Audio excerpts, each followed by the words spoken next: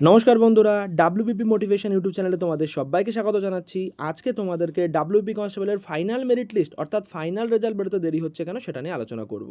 তোমরা দেখেছো recently WB কনস্টেবলে height এবং মেজারমেন্ট রিলেটেড এবং রিজার্ভেশন রিলেটেড কিছু কেস হয়ে আছে, যে কেসের জন্য ডাব্লিউবিপিআরবি এখনও তোমাদের রেজাল্ট প্রকাশ করতে পারছে না।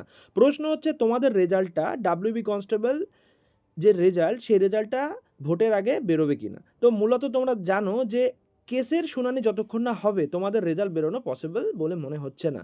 এইবার ডাব্লিউবি কনস্টেবলে তোমাদের হাইট রিলেটেড অর্থাৎ হাইট এবং মেজারমেন্ট রিলেটেড যে প্রবলেমটা হয়েছিল, যেক্ষেত্রে 11 জন পিটিশনার তারা সিঙ্গেল বেঞ্চে একটা রিমেজারমেন্টের জন্য অ্যাপিল করেছিল, সেক্ষেত্রে তারা জিতে গেলেও সেই কেসটাকে চ্যালেঞ্জ করে ডিভিশন বেঞ্চে আনা হয়েছে। যতক্ষণ না পর্যন্ত ডিভিশন বেঞ্চ এর চূড়ান্ত রায় দিচ্ছে ততক্ষণ পর্যন্ত এর রিমেজারমেন্ট হবে কি না হবে সেটা নিয়ে বলা যাচ্ছে না। সেক্ষেত্রে রিমেজারমেন্ট 8,000 মতো লোকের একবার হয়ে যেতে পারে, তা মানে হলো 8,000 মতো লোকের রিমেজারমেন্টের একটা খবর হতে পারে।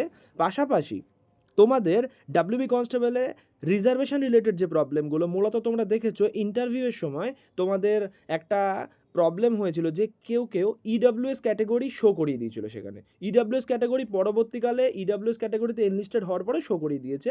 এই নিয়ে একটা প্রবলেম যেটা তোমাদের ক্ষেত্রে দেখা গেছে যে তোমাদের ডাব্লিউবি কনস্টেবলে প্রিলির রেজাল্ট প্রকাশের ক্ষেত্রে তারা তাদের আলাদা আলাদা করে ক্যাটাগরিজ ওয়াইজ যে কাট অফ সেটা প্রকাশ করেনি।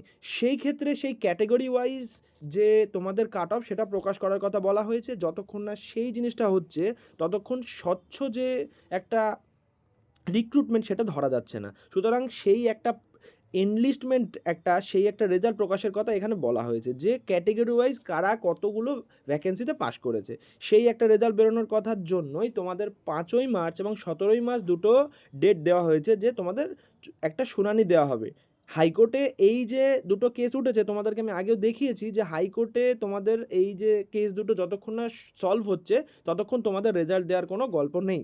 সুতরাং 17ই মার্চই তোমাদের চূড়ান্ত রেজাল্টের যে শুনানি সেটা যদি দেওয়া হয়ে যায় তারপরেই তোমাদের ডাব্লিউবিপিআরবি রেজাল্ট প্রকাশ করবে বলে ঘোষণা করেছে। এইবার এই রেজাল্ট যতক্ষণ না দিচ্ছে ততক্ষণ তোমাদের ট্রেনিং সেন্টার রিলেটেড যেসব মেসেজ আসছে সেটাও সঠিক বলে গণ্য করা যাচ্ছে না। কারণ যতক্ষণ না তোমাদের এই রেজাল্ট প্রকাশ হচ্ছে ততক্ষণ ট্রেনিং রিলেটেড বা তোমাদের কোথায় কি ট্রেনিং হবে সেই ইনফরমেশনও দেওয়া সম্ভব নয়। আর রেজাল্ট প্রকাশের ক্ষেত্রে ক্যাটেগরি ওয়াইজ যে ব্যাপারটা যে কে কোন ক্যাটেগরিতে পাস করেছে সেটাও সঠিকভাবে বলা যাচ্ছে না। তো ক্যাটেগরিটাও একটা ম্যাটার, পাশাপাশি তোমাদের এই যে হাইট এবং মেজারমেন্ট সেটা রিলেটেড কি হতে চলেছে সেটাও একটা ম্যাটার। এইগুলো যতক্ষণ না পূরণ হচ্ছে ততক্ষণ তোমাদের রেজাল্ট বেরোনোর ক্ষেত্রে কোনো রকম আশা রাখা যাচ্ছে না। সুতরাং তোমরা অবশ্যই এই জিনিসটা নিয়ে ওয়েট করো, দেখো কি হয়। এদিক ওদিক ঘোরাঘুরি না করে গুজবে কান না দিয়ে তোমরা অফিসিয়াল ওয়েবসাইটগুলো ফলো করো। অফিসিয়াল ওয়েবসাইটে তোমাদেরকে জানানো হবে কবে কি রেজাল্ট দেওয়া হবে, কবে কি করা হবে। পাশাপাশি তোমরা হাইকোর্টে ডাব্লিউবিপিআরবি লিখে দেখতে পারো কতগুলো কেস চলছে, কবে কি শুনানি সেটাও তোমরা জানতে পারো। সুতরাং তোমরা এই জিনিসগুলো নিয়ে প্যানিক না করে তোমরা হাইকোর্টের ওইখানে গিয়েও দেখতে পারো ওয়েবসাইটে, অথবা তোমরা অফিসিয়াল ওয়েবসাইট ডাব্লিউবিপিআরবির ওয়েবসাইটেও দেখতে পারো যে তোমাদেরকে কোনো রকম কিছু রেজাল্ট নিয়ে কোনো কিছু বলা হচ্ছে কিনা। এবং তোমরা পাশাপাশি যেটা করবে সেটা আমার চ্যানেলও ফলো করে রাখতে পারো। যদি কোনো রকম কোনো ইনফরমেশন হয় তোমাদেরকে অবশ্যই আমি সেটা জানিয়ে দেবো, যাতে করে তোমাদের কোনো রকম কোনো প্রবলেম না হয়। তো পরবর্তী ভিডিওতে তোমাদেরকে আমি জানাবো যে এই কেসের কি হলো না হলো। 5 তারিখ তোমাদের একটা কেসের শুনানি হওয়ার কথা আছে এবং 17 তারিখ আরেকটা। এইগুলো কমপ্লিট হয়ে গেলেই তোমাদের স্বচ্ছ যে রিক্রুটমেন্টটা সেটা কমপ্লিট হবে বলে মনে করা যাচ্ছে। তো যতক্ষণ না 5 তারিখের এই যে শুনানি এবং 17ই মার্চ, এই যে 17ই মার্চ 2026 এইটা শুনানি হচ্ছে ততক্ষণ তোমাদের কিন্তু কোনো রকম রেজাল্ট প্রকাশের আশা রাখা যাচ্ছে না। সুতরাং তোমাদেরকে ধৈর্য ধরে রাখতে হবে রেজাল্ট দেওয়ার জন্য, এবং তোমাদেরকে চোখ রাখতে হবে এই 5 তারিখ এবং 17 তারিখের কি শুনানি হয়।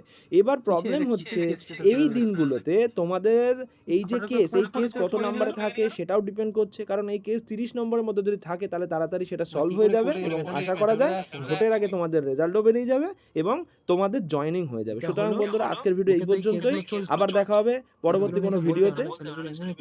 এই কেস রিলেটেড সলভ হলো কতদূর কি বা ট্রেনিং সেন্টার কোথায় কি পড়েছে সেটা নিয়ে। সুতরাং আজকের ভিডিও এই পর্যন্তই, আবার দেখা হবে নেক্সট ভিডিওতে।